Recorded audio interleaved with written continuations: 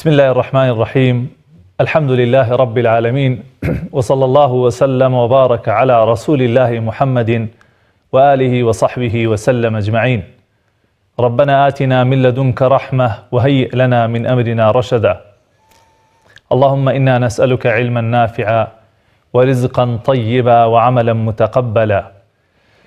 بینەرانی بەڕێز و خۆشەویست، خوشکان و برانی ئیماندار، سەلام و ڕەحمەت و بەزەیی و میهرەبانی خوای پەروەردگار بڕژێ بەسەر هەموو لایەکتانە. خۆشحاڵم بۆ جارێکی تر بە خزمەت ئێوەی زۆر بەڕێز و خۆشەویست دەگەمەوە بۆ پێشکەشکردنی ئەڵقەیەکی نوێ لە بەرنامەکەتان پاشەی و پەیام. داواکارم لە خوای عەزەوەجەل ئەم بەرنامە بکاتەمای سوود و کەڵک بۆ هەموو خوشکوبرایەکی موسڵمان و بیکا بە توێشوو بۆ قەبر و قیامەت و پاشە ڕۆژمان و لێ ئەپاڕێمەوە بە ناوە جوانەکانی و سیفەتە بەرزەکانی ڕۆژوو و تاعەت و عیبادەت و بەندایەتی هەموو لایەکمان قبوڵ بکات ئینشاءالله. خۆشەویستانم، هەر لە درێژەی ڕوونکردنەوەی بابەتەکانی یاساکانی زەکات ئەمڕۆ لە دەرفەتێکی کورددا باس لە هەندێک یاسا ئەکەم کە پەیوەندی هەیە بە زەکاتی ئاڵتون و پارەوە. ومێدەوارم جێ سوود و کەڵک بێ بۆ ئێوەی بەڕێز و خۆشەویست و بەڕێزیشتان هەر پرسیارێکتان هەبوو پاش کەمێکی تر ئەتوانن پەیوەندی بکەن و لە خزمەتتانە بین ئینشاءالله. بەڕێزان، یەکێک لەو شتانەی کە پێویستە زەکاتی لێ دەربکرێ بە پێی دەقەکان بریتە لە ئاڵتون و زیو و هەروەها پارەیش کە ئێستا جێگرەوەی ئاڵتون و زیوە یاخود بە ئاڵتون و زیو ئەشکێنرێتەوە. هەر کاتێک کەسێک پیاو بێ ئافرەت ئاڵتونی هەبوو، ئەو ئاڵتونە هی خۆی بوو، لە ماڵا دای نابوو، یا بۆ کڕین و فرۆشتنی بوو، یا بازرگانی پێوە کرد، یا دواتر باسی ئەکەین ئەگەر ئافرەت بۆ خۆی بەکاری هێنایان نا، پێویستە زەکاتی لێ دەربکرێت ئەگەر چەند مەرجێک تایە هاتە دی. یەکەم لەو مەرجانە ئەگەر ئەو ئاڵتونە گەیشتە 20 مسقال ئەوە پێویستە زەکاتی لێ دەربکرێ و لە 20 مسقاڵە نیو مسقاڵی لێ ئەدرێ بە زەکاتە، و ئەگەر بووە 40 مسقال ئەو کاتە 1 مسقاڵی تەواوی لێ ئەدرێ بە زەکاتە. زیویش ئەگەر گەیشتە 200 درهم بە هەمان شێوە ئەویش 5 درهەمی لێ ئەدرێ بە زەکاتە. پێغەمبەری خوا صلی الله علیه وسلم ئەم نیسابانەی دیاری کردووە وەکو لە حەدیثەکەی ئیمامی عەلیدا هاتووە کە فەرمێ بيغمري خواه صلى الله عليه وسلم فرموتي إذا كانت لك 200 درهم وحال عليها الحول ففيها 5 دراهم. أجر 200 درهم تهبو لزيو وصالك بسلاتي بري أو بيسا 5 درهمي بديبا زكاة ده. وليس عليك شيء يعني في الذهب حتى يكون لك 20 دينارا وهروها آلتونت أجر هبو هتاكو باسم مسقال أو هيك تيادانية وهيك لسرنية. فإذا كانت لك 20 دينارا وحال عليها الحول ففيها نصف دينار. أجر باسم مسقالة هبو وصالك بسلاتي بري أو كاتا بيوستا نيو ديناري لبكي بدي بزكاة ده. أجر دقتي أنفر مدي بدي برزان دوشت ما بو دياريكا يكم زكاة لأعطونا هي دوهم زكاة لزيوشا هي ونصاب كانشيان دياريكات ك ئاڵتون بریتێ لە 20 مسقال. پارەیش هەر بە ئاڵتون یان هەندێک ساڵ بە زیو ئەشکێنرێتەوە. هەندێک عولەما فەرموون باش وایە بە زیو بشکێنرێتەوە لەبەر مەسلحەت و بەرژەوەندی فەقیر و هەژارەکان. بەرحاڵ لیژنەی باڵای فتووە لە هەرێمی کوردستانە ئەم ساڵیان نیسابی پارەیان بۆ ئەم ساڵ دیاری کردووە بە 5.5 ملیۆن. و جگە لە ئەم 5 ملیۆن کە کەسێک ئەبێ هەیبێ ئەبێ ساڵێکیش بەسەرا تێپەڕی بێ و ئەوەش کە ئاڵتونەکەی هەیە یا کڕیوێتی یا هەیەی لە ماڵەوە ئەبێ ساڵێک بەسەرا تێپەڕی بێ گەشتی بێتە 20 مسقال پارەکەیش گەشتی بێتە 5 ملیۆن و ساڵی بەسەرا تێپەڕێ ئەم جار زەکاتی لێ ئەدات. شتێکی تر هەر کە پەیوەندی بە بابەتی زەکاتی ئاڵتونەوە هەیە ئەو ئاڵتونەی کە ئافرەت بۆ خۆی بەکاری هێنێ کە خەڵکێکی زۆر پرسیارەکەن. ئایا ئافرەت ئەو ئاڵتون و خشڵ و زێڕوزیەوەی کە بۆ خۆی بەکاری ئەهێنێ ئایا زەکاتی لێ ئەدرێ یاخود لێی نادرێ؟ بەڕێزان، زانایانی ئیسلام جیاوازیان هەیە سەبارەت بەم بابەتە. جیاوازیەکەیشیان لە ئەو فەرمودانەوە سەرچاوە ئەگرێ کە هاتووە لەبارەی زەکاتدانەوە. دوو قەولی مەشهور هەیە، دوو قسەی مەشهور هەیە لەم بابەتەیە. هەندێک لە زانایان یاخود ئەتوانین بڵێن جمهوری عولەما، زۆربەی زۆری زاناکان لەوانە قسەی ئیبن عومەر و لە سەحابەکان، جابیر و عائیشە خوای لە ڕازی بێ و ئەسمای کشی ئەبوبەکر و کۆمەڵێ لە سەحابەکانیش جمهوری عولەما فەرموون زەکات لە ئەو ئاڵتونەیان نییە کە ئافرەت بۆ خۆی بەکاری ئەهێنێ لە ملوانکە و لە بازم و لەو شتانی کە بۆ خۆی بۆ جوانکاری خۆی بەکارێنێ. بەڵگەیشیانە و حەدیثەیە کە فەرمێ لەیسە فی الحولی زەکاتون، کە دواتر زانایان قسەیان لەسەر ئەم حەدیثە کردووە کە فەرموون ئەم حەدیثە بە مەرفوعی باتیلە، مەرفوع نییە بەڵکو ئەمە وەقف کراوە لەسەر جابیر، واتە قسەی جابیرە. و هەروە ئیستینادیان کردوتە سەر قسەیەکی ئیبن عومەر کە فەرمێ لەیسە فی الحولی زەکاتون، لە ئەو خشل و زێڕوزیەوەی کە ئافرەت بۆ خۆی بەکارهێنێ زەکات نییە. قەولی دووهەم، قسەی دووهەم هەندێک لە زانایانە کە ئەفەرموون هەر کەسێک ئاڵتوونی هەبوو یا زیوی هەبوو ئەوە زەکاتی بە مطلقی تێدا واجبە بێ ئەگەر ساڵی بەسەرا تێپەڕێ و بگاتە حەدی نیساب. ئەگەر ئەو کەسە لەبەری بکە یا بۆ خۆڕازانەوە بەکاری بێنێ یا هەڵی بگرێ لە ماڵە یا دای نابێ بۆ بازرگانی، لە هەموو حاڵەتەکانە ئەفەرموون زەکاتی تێدا هەیە. کەواتە بەڕێی ئەم زانایانە ئەو ئافرەتانی کە لە ماڵەوە 20 مسقاڵیان هەیە لە ئاڵتون ساڵیشی بەسەرا تێپەڕیوە ئەبێ زەکاتی لێ بدەن. بەڵگەیشیان چەند ئاەت و حەدیثێکە لەوانە خوای پەروەردگارە فەرمێ والذين يكنزون الذهب والفضة ولا ينفقونها في سبيل الله فبشرهم بعذاب أليم. ئەوانەی کە ئاڵتون و زی و کۆەکەنەوە بۆ خۆیان و هەر لە ماڵەوە بۆ خۆیان هەڵێگرن و بەشی فەقیر و هەژاری لێ نادەن و حەقی خوای لێ دەرناکەن، موژدەیان بەرێ بە سزایەکی زۆر بە ئێش. زانانە فەرموون ئەم ئاەتە گشتگیرە، پیا و ئافرەتی لێک جیا نەکردووەتەوە، ئاڵتونی بەکارهێنرا و بەکار نەهێنراوی لێک جیا نەکردێتەوە، بە مطلقی هاتووە فەرمێ هەر کەسێک الذینە ئەوانەی بە مطلقی هاتووە ئەوانەی کە ئاڵتون و پاریان هەیە لە ماڵەوە و کۆیەکەنەوە و زەکاتی لێ نادەن.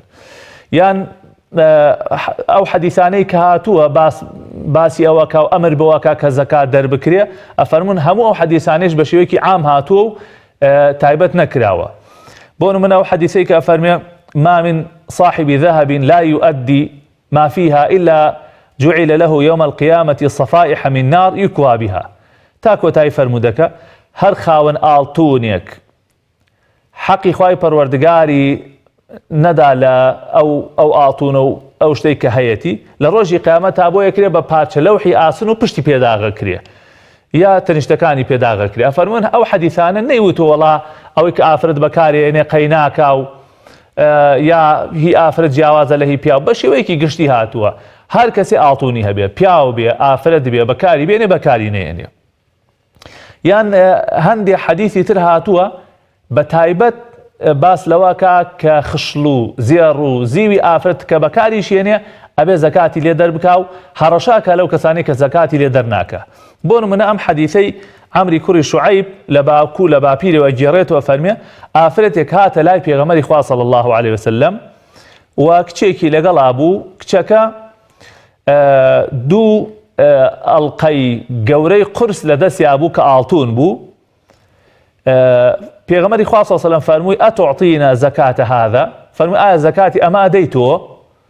قالت لا، فەرمووی نەخێر. فەرمووی ئەیە سڕکی أن يسورك الله بهما يوم القيامة سوارين من نار؟ فەرمووی ئایا پێت خۆشە لە جیاتی ئەمە خوای پەروەردگار دوو بازنگی ئاگر لە ڕۆژی قیامەتا بکاتە دەست؟ ئەڵێ ئافرەتەکە دایکەن. فەرمووی ئەمە بۆ خوا بۆ پێغەمبەری خوا صلی الله علیه وسلم چۆن تەسەڕوفی پێ بکەن ئاوا تەسەڕوفی پێ بکەن. یا حەدیثێکی تر هەیە کە دیسانەوە ئەفەرمێ عەبدوڵای کوڕی شەداد دەفەرمێ چوونە لای عایشە خێزانی پێغەمبەری خوا صلی الله علیه وسلم، کەسێک هات هەندێک بازنگ لە دەستیا بوو، بازنگی ئەو کاتە ئەستور بووە، ئەڵقەی ئەو کاتە پان و گەورە بووە لە دەستی بووە. دیسان فەرمووی پێغەمبەری خوا صلی الله علیه وسلم ئەی عایشە ئەوە چییە؟ فەرمووی پێغەمبەری خوا دروستم کردەوە خۆمی پێ ڕازێنم و خۆم پێ جوانەکەم. پێغەمبەری خوا صلی الله علیه وسلم فەرمووی زەکاتەکەی ئەدەی؟ وتم نولاتا ئێستا زەکاتم نەداوە پێغەمبەری خوا صلی الله علیه و سلم فەرمووی هو حەسبوکی من النار ئەمەت بەسە بۆ ئاگرت بۆی ئەمانە و چەند حەدیثێکی تریش هاتووە کە پێغەمبەری خوا صلی الله علیه و سلم هەڕەشەی کردووە لە ئافرەتان کە ئەگەر زەکاتی ماڵەکانتان نەدەن زەکاتی ئاڵتون و زیوەکانتان نەدەن کە خۆتانی پێ ئەڕازێننەوە ئەوە خۆتان حازرکەن بۆ ئاگر لەبەرەوە عولەما دوای تاوتوێکردنی بەڵگەکان کە من لێرە زۆر بە کورتی باسیەکەم ئەفەرموون ڕەئی ڕاجح ئەوەیە و ڕەئی بەقووەت ئەوەیە کە ئافرەت ئەو ئاڵتونەی کە بۆ خۆشی بەکارێنێ زەکاتی لێ دەربکات. ئیمامی خەتابی لە کتێبی معالم السنن ئەفەرمێ الاحتیاط ئەداؤها ئەفەرمێ لە بابی احتیاطیشەوە بێ ئەوەیە کە ئافرەت مادام 20 مسقال ئاڵتونی هەبوو ساڵی بەسەرا تێپەڕی بوو با زەکاتەکەی لێ بدات. ئەگەر پەیوەندی هەبوو برانی بەڕێزم پەیوەندیەکان وەرگن با لە خزمەت ئەو برا و خوشکە بەڕێزانیا بین. و ئیمامی شەنقیطیش هەر دیسانە فەرمێ وإخراج زكاة الحلي أحوط أفرمي دەرکردنی زەکاتی خشل و زێڕۆزی و ئەوەی کە ئافرەت خۆی پێ ئەڕازێنێتەوە ئەفەرمێ ئەوە احتیاط باشترە چاکترە ئینسان احتیاط بکات و زەکاتی لێ دەربکات. کەواتە بەڕێزان وەکوتم لێرە جێگەی ئەوە نیە ئێمە تاوتۆی هەموو ئەو حەدیث و ئەو ئاەتانە بکەین کە هاتووە لەسەر ئەم بابەتە و عولەما چۆن ڕەدیان کردوێتەوە و چۆن قسەیان لەسەر کردووە بەڵام بە کورتی ڕەئی ئەو زانایانە بە قووەتە کە ئەفەرموون زەکاتی لێ دەربکرێت پێویستە زەکاتی لێ دەربکرێت و ئافرەتانیش بەڕاستی پێویستە ببەخشن ئەوانش ئەبێ بەخشینیان هەبێ هەروەکو چۆن پیاوانە بەخشن ئافرەتانیش ئەبێ ببەخشن کە خوای پەروەردگار پارە و سەرەت و سامانی پێداون.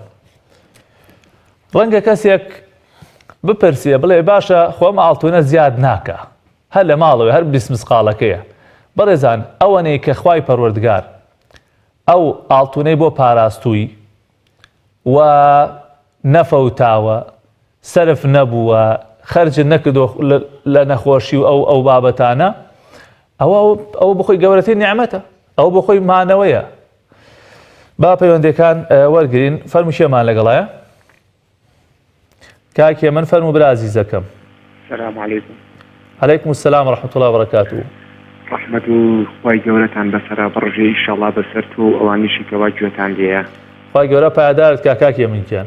بانم بەڕێزی زۆر کاتان لێ نەگرم نەخۆشی هیوامان هەیە کاکارم بەڕێست و ئەوانەشی کە گوێی دەدەن کە گوێی دێمانە دوعای بەخێرمان بۆ بکەن خوا شفای ئەویش و هەموو نەخۆشێکی تربا و خوای گەورە دەرگای ڕەحمەت و بەرەکەت بەسەر خۆتان و کەناڵەکەشتان نابڕژێنی ئینشەڵڵا. خوای پەروەردگار بۆی زۆر کاتر لێ نەگرێ شیفای بەخێرتان بۆ بنێرێ بۆ نەخۆشتان کاکێ من گیان داواکەین لە ڕەب العالەمین لەم شەو مبارەکە و لەم کاتە مبارەکەیە شیفای نەخۆشی ئەوەی بەڕێز و خۆشەویست بنێرێ و هەر مسلمانێکی تر نەخۆشیانێ خوا شیفایان بۆ بنێرێ بە تایبەت ئەوانەی کە نەخۆشخانەی هیوان خوای گەورە دەری خێران لێ بکاتەوە. کەی ترمان لەگەڵایە؟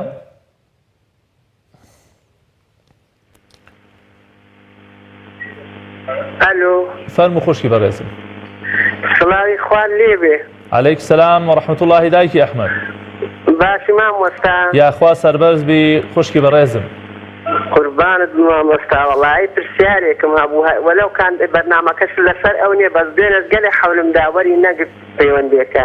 فەرموو خوشکی من خۆم هەتیوم هەیە گەورەکەم 17 ساڵە دووزم کەم هەیە 12 ساڵن زۆر ئەها خەونت شتە بینم سەدەقاکەم ئەیدەمە مناڵەکان بزانم ئەبێ یان ناوە 1000 دینارە 2000 کەمە سەدەقا ئەیدەم پێیان بزانم ئەبێ بەسەر چاوەڕە پرسیارەت هەیە؟ بەڵێ هەریوەڵارە پرسیارم هەیە کلێشم زۆر زانەکە هەندێ دوعای خێرمان بۆ بکەی ئینشاءڵڵا دوعای چاکان خوشکی بەڕێزم. ئای خوا پاداش بداتەوە مامۆستا. یاخوا سەربەرز بی دایکی ئەحمەد خوا ئاگای لێ بێ. خوا حافیظی ئەڵڵا. پەیوەندی دوای ئەو کێ ترمان لەگەڵایە؟ کاک بڵند لە سلێمانیەوە فەرموو کاک بڵندیان. السلام عليكم مامۆستا گیان. وعليكم السلام ورحمة الله وبركاته. مامۆستا گیان دەستمان چەکەم یاخوا بوی بیت. خوارێت ڕازی مامۆستا گیان قوربان بێ بیاخوا سوپاس مامۆستا گیان وەڵای پرسیارێکم هەبوو مامۆستا. بەڵێ. من باوکم نەخۆشی شێرپەنجەی خۆشی هەیە. بەڵێ. تا ئێستا پێمان نەوتەوە ڕاستی وە نزیکی ساڵ بۆ ساڵی پێمان نەوتووە گوناحبارە بینیانە لەبەرەوەی کە لێمان شاردەوە چونکە تەحملی ناکە. دعای دوم پرسیارشم دعای خێرە مامۆستاجان بە دعای خێر بکەم بەشی ئینشاءالله إن شاء الله دعای شاکان و برا عزیزەکەم. سێ هەمیشە مامۆستاجان عەرزێکم هەیە خانووی خۆم هەیە الحەمدولله عەرزێکم من نیوەی خۆمە نیوەی هیچ کەسێکمە ئەو عەرزێزەکانی لەسەر یا لەسەری نییە چونکە ئەو ئەرزە بۆ کڕین و فرۆشن و قازانج کردیتە هەر بۆ خۆت. وڵای مامۆستاجان هەر بۆ خۆمان چونکە مەدەم دەبەرەکی لەگەڵ زەرانێکیان شەریکم و حەبە ساڵە کڕی و مەسئولم بیفرۆشمەوە یعنی ناتوانین داینین ئاوا داینە ئەبێ بفرۆشێ ئەو عەرزێ هەر چۆنێ بێت. بۆچی ئەیفرۆشن مەسەلەن؟ والله دەبەرەکە شەریکیە ئیلا بێ مەسەلەن عەرزێ 200 مەترە بێت بفرۆشە پێ بە دوو خان یا بیە بە دوو خانوویەکی کەس بەسەر چاو ئینشاءالله کاک بڵنجیان لە خزمەتە ڕوونکردنەوەت بۆ دەم. مامۆستاجان دەستە خۆش بێ خۆی گەورە پەداشە بات ئینشاءالله. یاخوا خوالێت ڕازی بێت. کاک عومەر فەرموو برا عزیزەکەم. السلام عليكم مامۆستاجان. عليكم السلام ورحمة الله وبركاته. برای وەرەدی مامۆستا عەزت دەبێت چەند پرسیارێکمان هەیە. فەرموو کاک عومەر گیان. یەک پرسیارم هەیە عەزت دەبێت من خەو نابینێ نازانم هیچی ئەمە یەک دوو. چی خەو نابینی؟ خەو نابین نانی خەو بۆ کەسانەوەی کە ئازیزەکان بەدەست وەکو باوکو دایکوانە نایەنە خەوم نازانم بۆ. پرسیاری دووەمت. دووەمیشم ئەوەیە سەحرم لێکراوە هەستەکەمان دەی نیشانە هەیە لەسەر جەستەم ئایا بەچی هاچێ؟ بەسەر چاو. سێمیش یەک پرسیارمی عەزت دەبێت نەخۆشە بێت هەبێت دەرونی و نەفسی بێ ئایا فیدیەی بۆ بێت کە بە ڕۆژوو نەبێ؟ ئەخر بۆچی بە ڕۆژوو نابێت؟ بەڵای شەکرێتی نەفسیەتی عەقڵی تەواو نییە بەڵام ئەگەر بتوانێت فیدیەکەی بۆ بین دوای ڕەمەزان ئەبێت ئەگە بەدەستۆ نەبێ پارەکە. بەسەر چاو. دەست و خۆش بێ خوار لەگەڵ. خوای گەورە ئاگای لێت بێ. باوکی موسا لە هەولێر فەرموو باوکی موسا. السلام عليكم. عليكم السلام ورحمة الله وبركاته. يا رب إخوة جزاك خير الدعوة والسكوتي خوا لێ تۆش ڕازی بێ. خوا لە تۆش و هەموو برایەک و خوشکێکی مسلمان ڕازی بێ. يا رب إخوة سولي ما نفسي. خوا زیاد داتۆ باوکی موسا. فرصة برز ما وصي برزني بتمنى بها. حكمتي برز بالشمال نبت هو وعدي داس بين الجوات كام كاتو إن شاء الله إخوة إلى قلبها. بله. ما مثلا بالنسبة لي دواي يشبعني أو داعشني مثلا الصلاة نيجي رجالات مزود دانا نشيلين ولا ما دانش عين خيركي أو هي بين حج عمره ما مصارت إلا دبل مزود دام نشي. بس هر شاو باوشي موسى شلال خدمة تابن. أول سؤالك ما أوضح مني بس سؤالك يتفشل.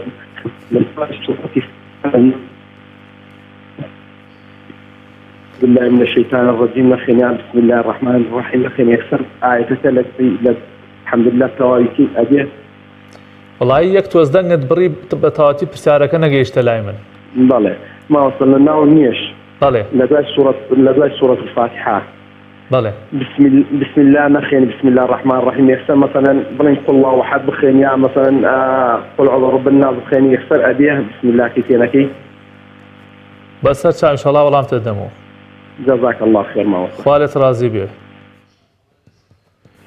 كاك شاخوان لا سيتاك فرمو كاك شاخوان ما وصل جان السلام عليكم. عليكم السلام ورحمة الله وبركاته كاك شاخوان واي جورا پاداشتی شاگردان باتو شیطان بنوسی يا أخوة سرباز بي كاك شاخوان ایمتان رخصانو والله ما وصل جان پرسیارێک مێگر عزیزنا لا خزمتين فرمو والله ما وصل من همو ساڵ زکات دەرەکەم بەس زکاتەکەم بۆ نمونە پێش ڕەمەزان کەسێک پێویستی بە پارەیەکەوێ ئاوا $200 $300 ئەیەمێ و لە ڕەمەزانە هەر هەمووی کۆکەمەوە ئایا دروستە یا دروست نییە؟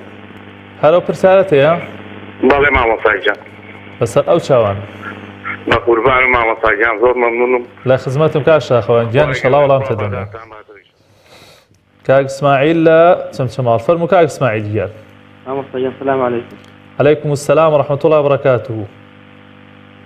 مامۆستای جان من خێزانم حەملی هەیە بە ڕۆژوو نابێ جا بزانم ئەبێ فیدیۆشی وا بدا ئەمە یەکەم دووەمیش ئەبێ فیدیۆ ئەو حەملە بیت بەسەر چاو کاک اسماعیل گیان هەرو پرسیارەتە یا؟ وەڵا مامۆستا لە کاتی قورئانی خوێنیشا بڵێن زۆر ئەعوذ بالله من الشیطان الرجیم کە متزانم ئەوە ئەگەر مەیکەیت یان یەکسەر دەستێ بکەیت گونابار نابیت لە کاتی چیا زۆر ئەعوذ باللهکەی؟ لە کاتی قورئان خوێندنە. ئەها بەسەر چاو ئینشاءڵڵا وەڵام تەدەمەوە. باش مامۆستاگیان جزاک الله خێر. کاک ئومێدگیان فەرموو برا عەزیزەکەم. مامۆستاگیان سەلام عەلەیکم. عەلەیکم سەلام و ڕەحمەتوڵڵاهی کاک ئومێدگیان. مامۆستاگیان باشی بەساخۆ. یاخوا سەربەرزی برا عەزیزەکەم. مامۆستاگیان وەڵای پرسیارێکمانە وەعزێت نەبێ. فەرموو لە خزمەتم. ئەرە فیدیەی مامۆستاگیان فیدیەی بۆ بڵێن فیدیە لە وڵاتی ئەڵمانیا چەندێ عەزێت نەبێ سەرفترە. فیدیە لە وڵاتی ئەڵمانیا. سەرفترە سەرفترە. بەڵێ. بەسەر چاو ئینشاءڵڵا قسەی لەسەرەکەین کاک ئومێدگیان. باشە مامۆستاگیان دەستی خۆش بێ و زۆر سپاس دەکەم بەساخۆ. یاخوا سەربەز بی کاک ئومێدگیان. لە قوربانە مامۆستاگیان زۆر سپاس. خوارت ڕازی بێ، خوا ئاگای لێ بێ. بەساخۆ خوا لەگەڵ.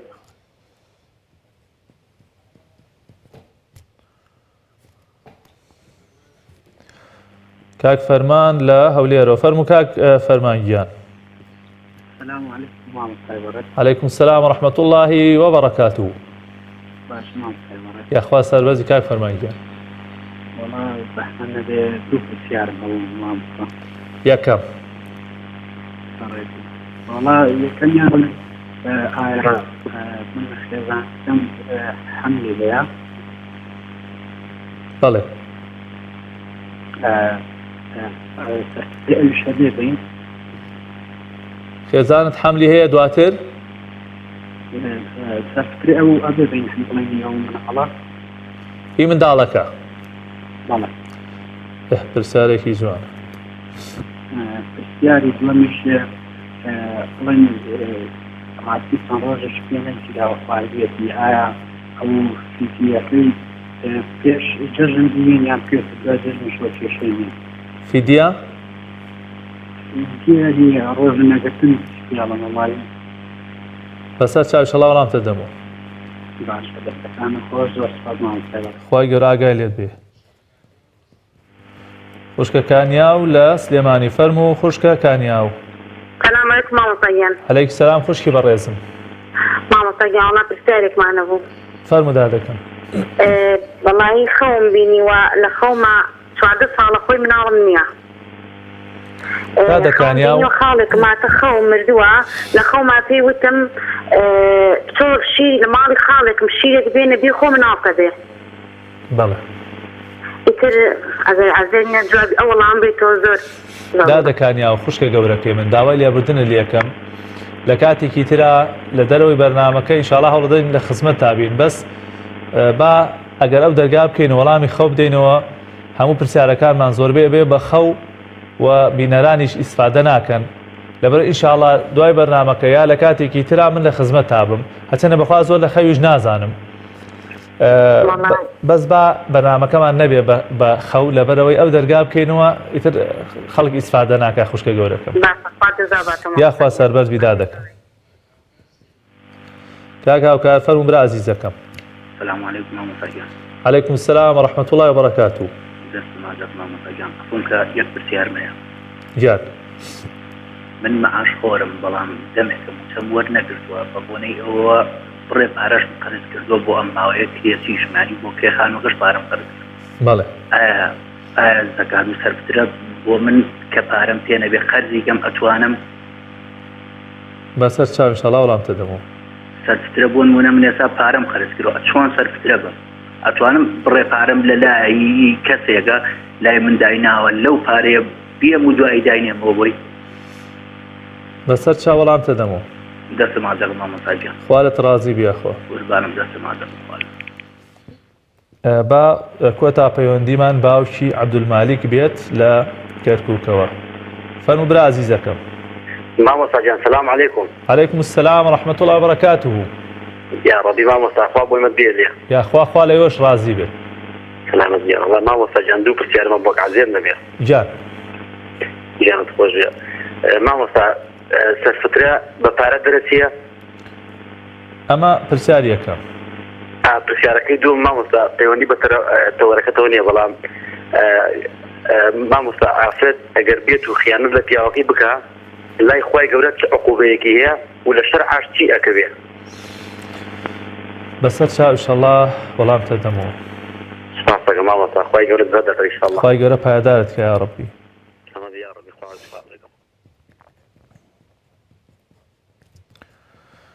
زۆر سپاس بۆ ئەو خوشک و برا ئازیزانەی کە پەیوەندیان کرد و ئەوانەی کە بینەری بەرنامەکەن و ئەوانەی کە دوعای خێرمان بووەکەن. خوای پەروەردگار لە هەموو لایەک ڕازی بێ و خوای گەورە جوپاداشتی هەموو لایەکتان باتەوە.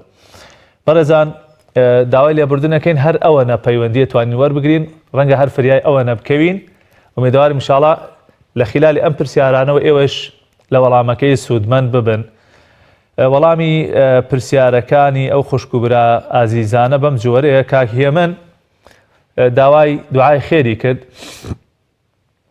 کە نەخۆشیان هەیە لە نەخۆشخانەی هیوا، لە ڕەب العالەمینە پاڕێمەوە، لە خوای بەبەزەیە پاڕێمەوە، لەو خوای کە شیفا بەدەستێتی، خوای تەعالا شیفای بەخێرتانەوە بنێرێ. هەر موسڵمانێکی تر کە ئێستا ئازاری هەیە، ئەگەر ئێمە موسڵمان بین و ڕاست بکەین ئەبێ هەز بە ئازاری یەکتری بکەین، ئەبێ بە ناڕەحەتی و ئازاری یەکتری دڵتەنگ بین. داواکەم لە ڕەب العالەمین خوا شیفای بەخێر بۆ ئەو نەخۆشانە بنێرێ، ئەوانەی کە لە ناڕەحەتیان، ئەوانەی کە لەسەر جێگای نەخۆشی کەوتون، ئەوانەی کە ئازاریان هەیە. و ئەمە بەڕاستی کەمترین مافێکە کە ئێمە بەسەر یەکتریمانەوە هەبێکە دوعای خێر بۆ یەکتری بکەین. دوعای موسڵمانیش بۆ موسڵمان لە پاشملە قبوڵە. داوام وایە لە هەموو خوشکبراکی موسڵمان زمانتان بە ڕۆژووە مانگێکی پیرۆزە، باکەم تەرخەمی نەکەین لە دوعاکردن بۆ یەکتر بە تایبەت نەخۆشەکان. دایکی ئەحمەد لە کەرکووکەوە پرسیارەوەی کرد کە هەتیوم هەیە، هەندێک جار سەدەقاکەم 1000-2000 ئەبەخشم، ئومێد دەکەم هیچی تیا نەبێ، بە تایبەت تۆ حتمما لەو ماڵەیە بەشت هەیە، حتمما لەو ماڵەیە پارە هەیە هی خۆت بێ، حتا ئەگەر هی مناڵەکانیش بێ جاروبار ئەو مناڵانە بە بەرچاویانەوە سەدەقە بکرێ بۆی ئەوانیش فێری بەخشین ببن، بەمەرجێ زەرەر و زیان بەو مناڵانە نەگات، ئەوەنە نەبەخشی کە زەرەر و زیان بەو مناڵانە بگات. ئەگینا مەبلەغێکی زۆر نییە و کاریگەرێکی زۆر لەسەر ئینسان دروست ناکات جار 1000-2000 کە بەخشی دڵی فەقیرێک خۆشەکەی. هەوڵدا بە بەرچاوی مناڵەکانی شەو بیکەیان، هەربی دەدەست مناڵەکانەوە با خۆیان ئەو سەدەقەیە بکەن بۆی ئەوانیش فێری سەدەقە و بەخشین و بەخشندەی ببن. و ئەوش داوای دوعای خێری کرد، داواکەین خوا تووشی خێری دنیا و قیامەت بکە. خوای تەعالا دەروی خێرتان لێ بکاتەوە، خوای تەعالا سەربەرزی دنیا و قیامەتان بکات. کاک بڵند برای ئازیزمان لە سلێمانیەوە پرسیاری ئەوەی کرد کە باوکی نەخۆشە و نەخۆشی شێرپەنجەی هەیە، بەڵام ئێمە پێمان نەوتووە کە ئەو نەخۆشیەت هەیە، چونکە ئەگەر پێی بڵین ئەڕوخێت کارێکی زۆر باشتان کردووە، کارێکی باشتان کردووە، چونکە بەشێک لەلایەنی چارەسەر و شیفا پەیوەندی بە دڵ و دەروون و معنەوێتی ئەو نەخۆشەوە هەیە. بۆیە پێغەمبەری خوا صلی الله علیه و سلم عادەتی وا بووە کاتێک کە چووە بۆ لای نەخۆش فەرموویەتی لا بەئس طەهوڕ ئین شاء الله، هیچ نییە، پاکە ئیشەڵڵا، ئیشەڵڵا خوا شیفات بۆ ئەنێرێ.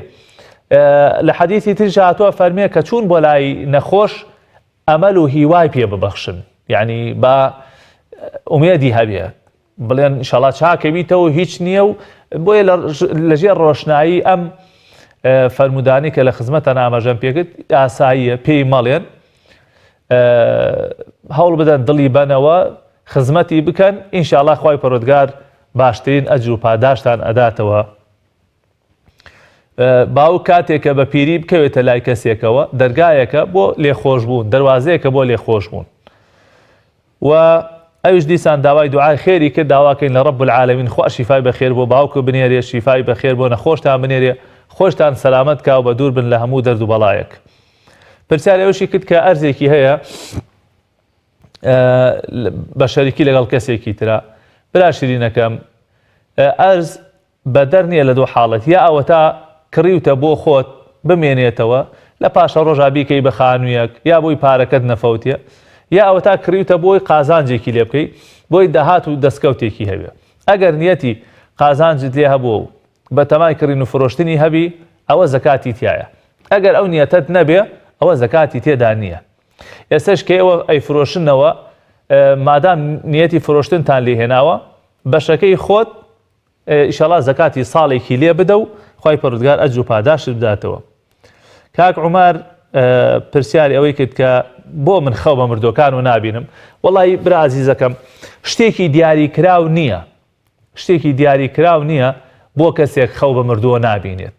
ئیتر وە قەدەری خوای پەروەردگارە، هیوایە زۆر بیری لێکاتەوە خەوی پێ بینێ، هیوایە بیری لێ ناکاتەوە خەوی پێوە نابینێ، بەڵام عەلە العوموم تۆ دوعای خێران بۆ بکە و سەدەقەیان بۆ بکە و لە خوای پەروەردگار بۆیان بپارێرەوە ئینشاءالله هەموو ئەو دوعا و چاکە و پاڕانەوەی و ئەو سەدەقانەی تۆ ئەگا بەوان و ئاگاداریش ئەکرێنەوە کە ئەوە فڵان کەس چاکەی کردووە لەگەڵ تا سەدەقەی بۆ کردووی خێری بۆ کردووی و ئومێد دەکەم ئینشاءالله ئەگەر تۆ دوعایان بۆ بکەی و بۆیان بپاڕیتەوە لە خوای پەروەردگار داوای لێخۆشبوونیان بۆ بکەی سەدەقەیان بۆ بکەی ئەو کاتە خەویشیان پێوە بینی و ئەوە زۆر بەڕاستی گرنگ نییە هەندێک جار ئینسان ئەگەر خەو بە مردۆ ببینێ ئازارەکانی ئەوەی تر ئەکولێتەوە بەهەرحاڵ مەیکە بە کێشەی خۆت ئینشاءالله هیچ نییە پرسیارێتی ئەوەی کرد کە سیحرم لێ کراوە چۆن لا ئەچێت سیحر بەڕێزان بە ئەوە لا ئەچێ ئەگەر ئەو سیحرە بدۆزرێتەوە و شوێنەکەی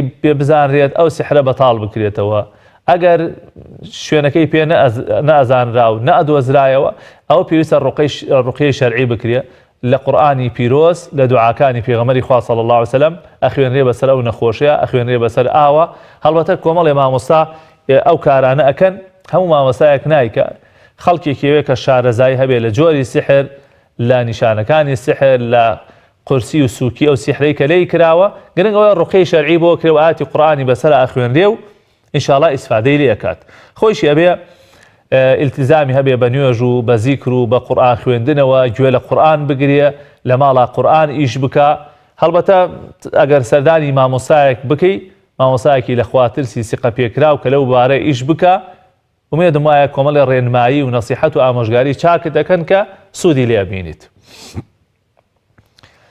پرسیارێکی تری کاک عومەر ئەوە بوو کە نەخۆشیان هەیە فیدیە کەوتووەتە سەری ناتوانێت بە ڕۆژوو بێ ئایا ئەگەر ئەم فیدیە بخرێتە دوای ڕەمەزان کاک عومەر گیان باش وایە هەرێک لە فیدیە و هەر بابەتێکی تر کەفارەتی سوێن و ئەو شتانەی کە ئەکەوێتە سەر ئینسان باش وایە تا ڕۆژێ زووتر بیدەی باشترە لەبەرەوەی کە ئەمە ئەبێ بە لە ئەستۆ تا ئەمێنێتەوە لە زیممە تا ئەمێنێتەوە ئینسانیش نازانێت سبەینێ ئەژی یا ئەمری بۆی بە قەرزاری نەگەڕێتەوە بەلای خوای پەروەردگار بۆی دوایەوە ماڵ و مناڵ لە دوای خۆتایە ئەو سەرفترە و زەکاتە یا ئەو فیدیە بۆت ئەدەنیان نایدەن ئەوە بۆ ئەمە بکرێ ئەگەر ئینسان بەدەستیەوە بێ و ئیمکانی هەبێ تاخیری نەکا باشە بەڵام ئەگەر بەدەستەوە نەبوو ئیمکانت نەبوو تاخیریش ببێ ئینشاءالله کێشەی نییە بکەوێتە دوای ڕەمەزانیش هەر کێشەی نییە خۆ ئەگەر ئینسان ئەوەنە نەبوو بوو ئەوەنە نەدار بوو هەر هیچی نەبوو ئەو کاتە سەرفترەکەیشی لەسەر نامێنێت چونکە خوا فەرمێ لا يكلف الله نفسا إلا وسعها باوکی موسا فەرمووی ئەگەر مزگەوتەکان بکرێنەوە ڕەنگە ڕێگە نەدەن لە دوای بەیانیوە تا خۆرکەوتن دابنیشین ئەگەر لە ماڵەوە دابنیشین ئەو ئەجرەمان بۆ نووسێ ئومێدەوارم چونکە ئێوە مەعذورن و عوزرتان هەیە لە دوای نوێژی بەیانیوە لە ماڵیشەوە دابنیشی تا خۆروبان بەرزە بێتەوە و ئەو دوعا و خۆت سەرقاڵکەی بە دوعا و قورئان خوێندن و ئەوانەوە تا نوێژەکەکەی ئەو حەج و ئەو خێری حەج و عومرەیەی کە وعدی پێدراوە لە حەدیثەکە ئینشاءالله بە قسمەتانە بێ پرسیارێکی تری ئەوە بوو کە لە دوای سوورەتی فاتحە ئاساییە بسم الله نەکەی بچتە سەر سوورەتێکی تر یعنی بۆ نمونە کە سوورەتی فاتحە تەوا بوو یەکسەر دەستکەوی بە خوێندنی چەند ئاەتێکی تر طبعا باش وایە والسنة لسرتاي خوێندنی قورئانەوە أعوذ بالله من الشيطان الرجيم بکرێ و بسم الله بکرێ بە تایبەت لە ناو نوێژا من تەوسیەم وایە بکرێت لەبەرەوەی ئێمە کە کاتێک کە نوێژەکەین شەیطان زۆرترین خەیاڵاتمان بۆ دروست دەکا زۆرترین وامان لێکا کە ئاگامان لە نوێژەکە نەبێ بۆیە باش وایە ئەو سوورەتانە کە ئەیخوێنین ئەو ئاەتانە کە ئەیخوێنین لە سەرەتاوە أعوذ بالله بسم الله بکەین خۆ ئەگەر نەیشکرێ نوێژەکەت دا ئەمەزێ و نوێژەکەت بەتاڵ نابێ بەڵام کاتێک ئەڵین فلانەش سنەتە یعنی ئەسڵ وایە جێبەجێ بکرێ کاک شاخەوان لە سیتاک فەرمووی هەندێک جار هەندێک حاڵەت دێتە پێشەوە من زەکاتەکە لە پێش مانگی ڕەمەزانە ئەدەم حاڵەتێکی زەڕور نەخۆشیە کشێ دێتە ئاراوە دوای لە ڕەمەزان ئەی خەمە بری زەکاتەکە کاک شاخەوان ئاساییە وەزانایان ڕێگەیان پێداوە باسییان کردووە کە ئەگەر پێویستیەکە بێ زەکات پێش بخرێ ئاساییەوە هەندێک جار هەندێک حاڵەت دێتە پێشەوە ئایا نەخۆشیەکە ئایا کەسێکی زۆر داماوە ئایا حاڵەتێکی چۆنەڵێ ئینسانی ناچار و کتوپڕە دروستە ئینسان زەکاتەکەی پێش بخات با لە مانگی ڕەمەزانیشان نەبێت مەرج نییە ئیلا زەکات لە مانگی ڕەمەزانە بێت لە هەر مانگێکی تریشا بێ هەرە بێ بەڵام ئەگە تۆ کاتەکەت مانگی ڕەمەزانە ئەتوێ لە پێش ڕەمەزانە شتێک حاڵەتێ دێتە پێشەوە ومێ دەکەم ئینشاءڵڵا هیچ کێشەیەکی نەبێ و زەکاتەکەت شوێنی خۆی ئەگرێت. کاک ئیسماعیل لە چەمچەماڵ پرسیارەوەی کرد کە خێزانی حەملی هەیە ئایا فیدیە بدا یا بگرێتەوە.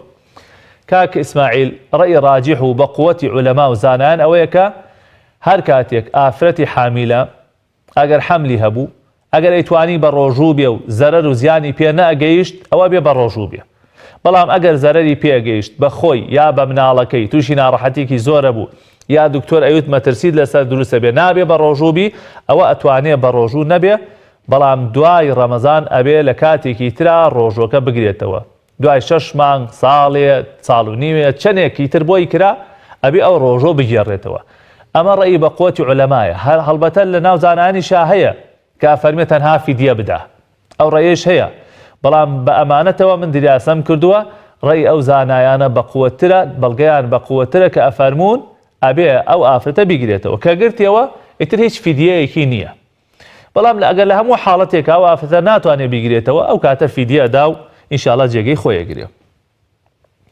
و پرسیارە تریشی کرد کە لە کاتی قورئان خوێندن ئەمە زۆر ئەعوذ بالله من الشیطان الرجیم ئەکەم کارێکی ئاساییە بەڵامی تر چۆنەڵێ لە سنوور دەرنەچی ئەویش جاری وای ئینسان کاتێک کە سەرقاڵی بۆ دروستە بێ یا شەیطان داڵغەی ئەبا یاوەتا شەیطان تووشی وەسوەسەی ئەکا یاوەتا خەیاڵی لای ئاەتەکان نامێنێ ئەگەر ئەعوذ بالله من الشیطان الرجیمیش بکە ئاساییە. خوای تەعالی فەرمێ فإذا قرأت القرآن فاستعذ بالله من الشيطان الرجيم بەڵام ئەوەش زۆر نەبێ کە لە چۆنەڵێ لە عورف و عادەت دەربچێ. کاکومێت برای ئەزیزمان پرسیاری ئەوەی کرد کە سەرفترە لە وڵاتی ئەڵمانیا چەندە؟ وڵا کاکومێت من بە دیاریکراوی نازانم چەندە ئەکرێ پرسیار بکرێ لە تۆڕە کۆمەڵایەتەکان ئەگەر بزانی خەڵکێک بزانی دانیشتووی ئەو وڵاتە بێ بزانە لە وڵاتەیە چەندێ دیاری کراوە جاگەر بێگومان پرسیارەکەت وەڵامی پرسیارەکە دەستەکەوێت ئەمڕۆ شار و گوند و وڵاتەکان هەمووی کۆ کراوەتەوە یعنی بە ئاسانی ئینسان معلوماتی دەستەکەوێت بەس من ئەم لەحزەیە نازانم لە ئەڵمانیا چەند دیاری کراوە بۆیە ئەگەر تۆ کرای بە وەکیل زەکات دەربکەی هی کەسێکە لە ئەڵمانیایە ئەبێ بە ئەو بەڕەبێکە لە وڵاتی خۆیان دیاری کراوە ئەگەر نەزانرا چەند دیاری کراوە ئەوە لێرە نەفەری 10,000 بۆ بدە و ئینشاءڵڵا جێگەی خۆیەگرێ. کاک فەرمان لە هەولێر پرسیاری ئەوەی کرد کە خێزانی حەملی هەیە ئایا سەرفترە بۆ ئەو حەملە بدرێ ئەو کۆرپەلەی کە لە ناوسکی دایکیاتی واجب نییە بەڵام سونەتە بۆی بدرێت واتە شتێکی باشە خێرە ئەجر پاداشت دەسەکەوێ بەڵام وەکو واجبی تانەیەتە دنیاوە واجب نابێ سەرفترەی بۆ بدرێت. پرسیارە تریشی کرد ئایا فیدیە پێش جەژن بدرێ یا دوای جەژن بدرێ وەکو باسم کرد لە پرسیاری ئەو برا ئازیزەی تریشمان ئەگەر بکرێ زووتر سەرفترە دەربکرێت تا زوو لە ئەستۆی خۆتی بکەیتەوە باشترە نەیەڵی بگاتە زەمانێکی دوور هەم بۆی فەقیر و هەژار ئیسفادەی لێ بکە هەم نەوە خوا نەخواسە ئەو کەسە بمرێ و هەمووشمان هەرەمرین بۆ نەبێتە باری قیامەتی و نەبێ بە قەرز بەسەرەوە. خوشکەکانیا و پرسیاری خەوی کرد داوای لێبوردنمان لێ کرد هەوڵ دەدەین ئەم بەرنامە زیاتر پرسیارە شەرعیەکان بێ بۆی خەڵک ئیسفادە بکەن خوای پەروەردگار پایەدارت کە خوشکەکانیا و کاک هاوکار فەرمووی من معاشم هەیە کرێچیم ئێستا پارەم بەدەستەوە نییە ئەگەر قەرز بکەم بۆ ئەوەی کە سەرفترەکەم بدەم ئایا دروستە؟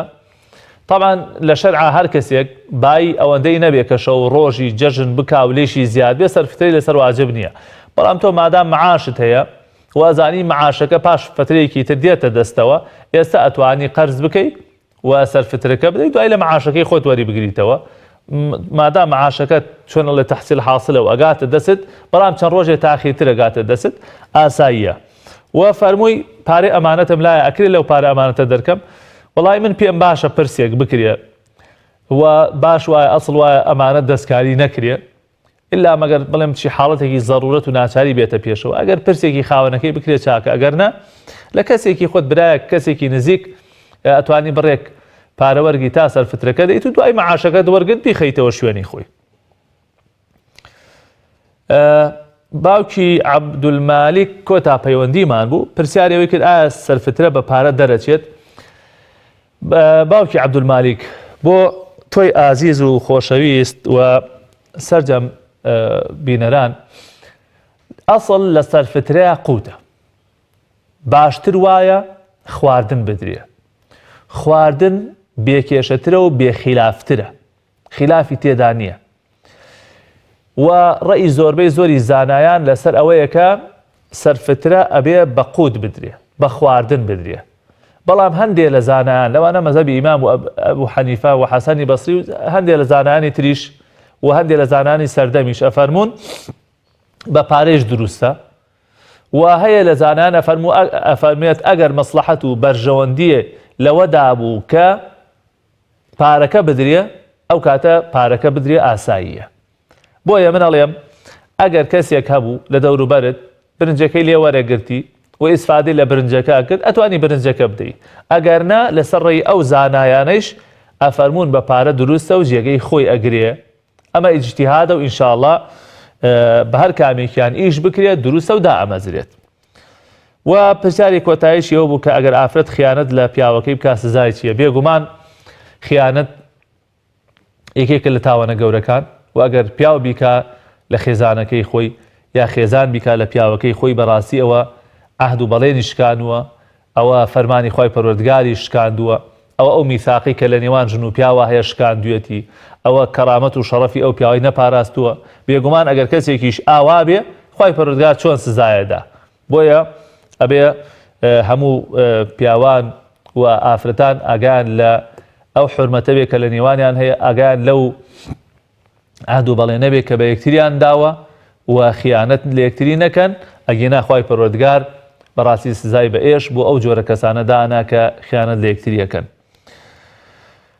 خۆشەویستانم ئەمە بە کورتی وەڵامی پرسیاری ئەو خوشک و برا ئازیزانە بوو کە پەیوەندیان کرد بە بەرنامەکەەوە. خوای پەروەردگار هەموو لایەکیان سەربەرز و سەرفرازی دنیا و قیامەت بکە.